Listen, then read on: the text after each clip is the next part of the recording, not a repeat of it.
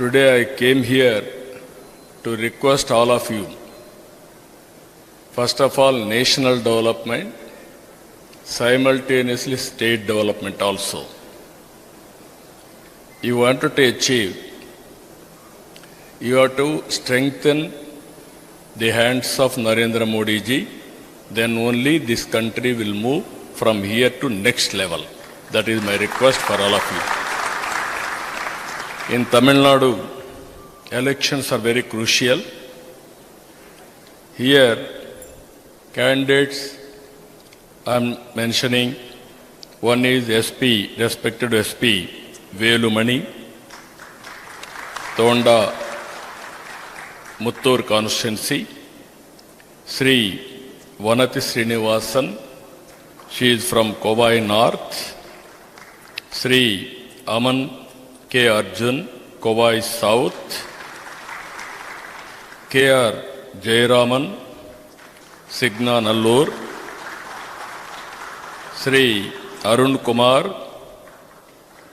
Konundam Palyam, and Kandaswamy, Solur.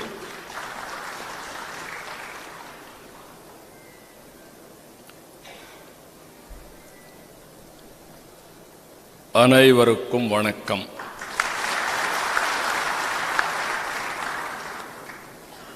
என் அன்பான தமிழ்நாடு மக்களே, உங்களுடன் என் பிறந்த நாளில் இங்கே இருப்பது ரொம்பவே சந்தோஷ்.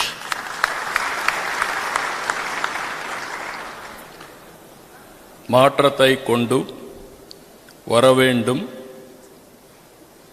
என்ற ஆர்வம் உங்களிடம் தெரிகிறது. கவலை படாதீங்க, இன்னும் 15th days மட்டும்தான். తమిళ్ నేర్చుకోవాలని కానీ కొంత సమయం వల్ల నేర్చుకోలేకపోతున్నాం. నేను తమిళ్, ఇంగ్లీష్, కొంతవరకు తెలుగు కూడా మాట్లాడతాను. ఇక్కడ చాలామంది ఫాలో అవుతారు. తమిళనాడు అంటేనే ద్రవిడ సంస్కృతికి మూలం. పల్లవ, చోర, చోళ, పాండ్య వంటి రాజవంశాలన్నీ పాలించిన గొప్ప చరిత్ర ఈ నేలది. ఇక్కడ ఆచారాలు, అలవాట్లు ఎప్పటికీ ప్రత్యేకం. తమిళం అంటేనే అత్యంత ప్రాచీన భాషల్లో ఒకటి. మీ భాషాభిమానం గురించి ప్రపంచం మొత్తానికి తెలుసు.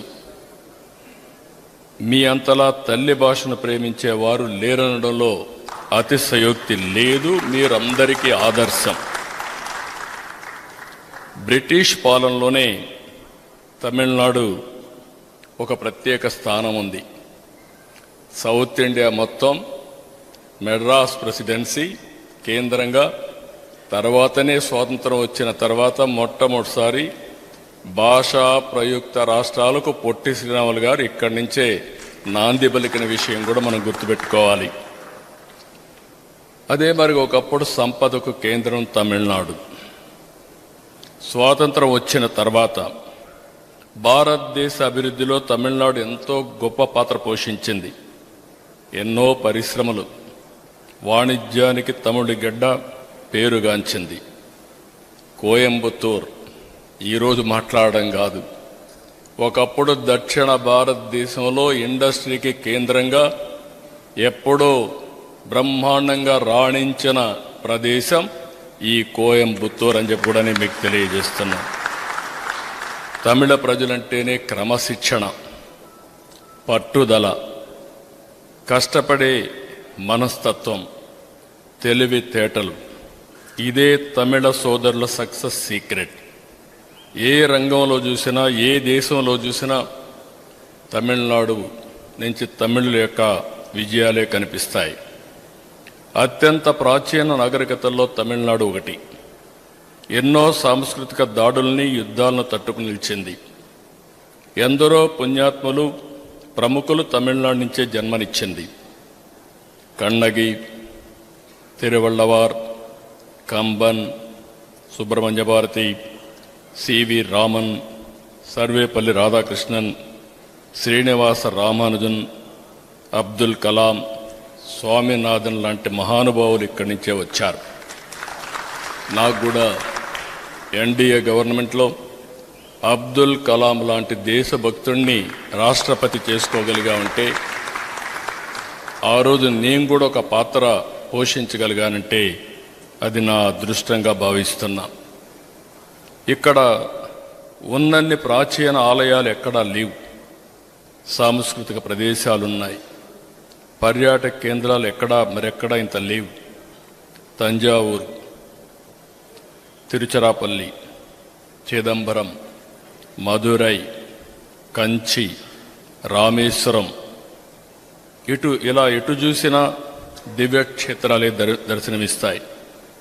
అరుణాచల శివుణ్ణి చూసేందుకు ఆంధ్రప్రదేశ్ మొత్తం వస్తూ ఉంటారు ఇక్కడికి.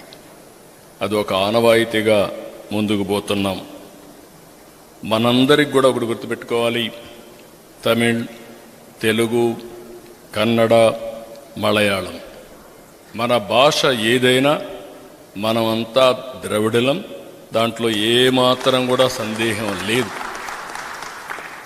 నేను ఈ ఐకమత్యాన్ని తేవడానికి ఎన్టీ రామారావు గారు ప్రారంభించినటువంటి కుప్పంలో ద్రవిడ యూనివర్సిటీనే ప్రారంభించాం.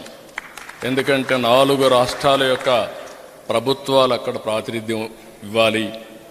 ఒక పక్క తమిళనాడు కృష్ణగిరి ఉంది, ఇంకొక పక్క కర్ణాటక కోలార్ ఉంది.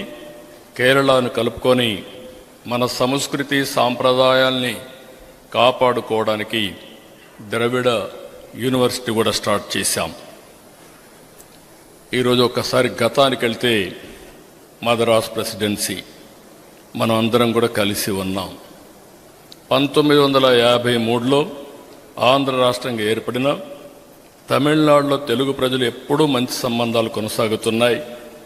ఇక్కడే ఎన్టీ రామారావు గారు ఒక మహానాయకుడిగా ఈ గడ్డపైనే రాణించారు. ఆ తర్వాత మీరు చూస్తే ఇక్కడి నుంచే ఆంధ్రప్రదేశ్ రాష్ట్ర ముఖ్యమంత్రిగా, మహానాయకుడిగా కూడా ఎదిగే పరిస్థితికి వచ్చారు. ఎన్టీ రామారావు గారు, ఎంజీఆర్ చాలా దగ్గర స్నేహం ఉండేది. అలాంటి స్నేహంతో ఆ రోజు ముందుకు పోయారు. దాని ప్రమేయమే మీరు చూస్తే 1983 ఏప్రిల్ 27వ తేదీన ఎంజీఆర్, ఎన్టీఆర్ కలిసి మొత్తం తమిళనాడుకు నీళ్లు తీసుకురావడానికి తెలుగు గంగ ప్రారంభించారంటే అది 2 రాష్ట్రాల మధ్య ఉండే సత్సంబంధాలు. నా పెళ్లి కూడా ఇక్కడే అయింది, తమిళనాడులోనే అయింది, చెన్నైలోనే అయ్యింది. కాబట్టి సంబంధాలు మా కుటుంబానికి కానీ మాకు కానీ చాలా సన్నిహిత సంబంధాలు ఉన్నాయి. ఇప్పుడు కూడా ఆంధ్రప్రదేశ్ చిత్తూరు, తిరుపతి, మా ఊరు పక్కంతా కూడా తమిళ్ మాట్లాడుతూ ఉంటారు. నా కాన్స్టిట్యున్సీలో కూడా మెజారిటీ తమిళే మాట్లాడతారని చెప్పి కూడా నేను మీకు తెలియజేస్తున్నా.